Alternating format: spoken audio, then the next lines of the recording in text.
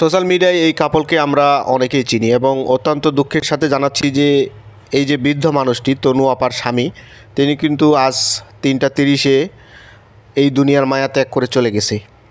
এবং আমি তাদের নিয়ে এর আগে কোনো ভিডিও বানাই নাই, জাস্ট আমি এতটুকুই বলতে চাই, তারা তো একটা বিবাহিত সম্পর্ক ছিল এবং বিবাহিত সম্পর্কের ক্ষেত্রে ইসলাম আমাদের যে কোনো বয়সে বিয়ে করার স্বাধীনতা দেয়, সংসার করার সুবিধা দেয়।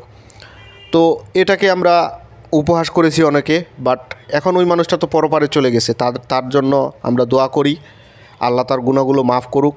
এবং আমি এই সোশ্যাল মিডিয়া সমাজের প্রতি একটা কথাই বলতে চাই যে তারা তো বিবাহিত সম্পর্কে ছিল, তারপরও তাদেরকে ট্রোল করা হয়েছে। বাট সোশ্যাল মিডিয়ায় অনেকগুলো তরুণ তরুণী রয়েছে যারা বহির্ভূত সম্পর্কে থেকে নানা ধরনের অশ্লীল ভিডিও বানাচ্ছে, নানা ধরনের খারাপ ভিডিও বানাচ্ছে, মানে দৃষ্টিকটু ভিডিও।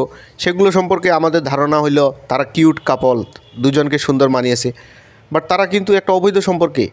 কিন্তু এখানে তনু আপা এবং তার স্বামী কিন্তু একটা বিবাহিত সম্পর্কে ছিল। এক্ষেত্রে আমরা তাদেরকে এই ধরনের উপহাস করেছি। আসলে মানুষের ব্যক্তিগত জীবন নিয়ে আমাদের উলটপালট করার খুবই ইচ্ছা। তারা তো তাদের লাইফটা নিজেরা ভালোভাবে লিড করতেছিল এবং এতটাই কি নয়, সমাজের মানুষ কি তাদের দুঃখ কষ্টগুলো দেখবে? আর চিন্তা করুন, একজন বৃদ্ধ মানুষ যার 70 বছর বয়স হয়ে গেছে, হয়তো তাকে দেখার মতো বা তার কোনো সঙ্গী ছিল না, এজন্য হয়তো তিনি তনু আপাকে বিয়ে করেছিলেন। এবং এই জীবনের সত্যিগুলো আমরা যখন বৃদ্ধ হব তখন আমরাও উপলব্ধি করতে পারবো। যখন একা হয়ে যাব জীবনে, তখন মনে হবে একটা সঙ্গীর প্রয়োজন। তো সেই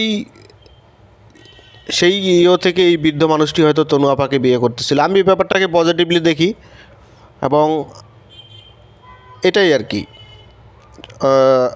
তনু আপাকে আল্লাহ শক্তি দান করুক এই শোক কাটিয়ে ওঠার, এতটুকুই বলবো।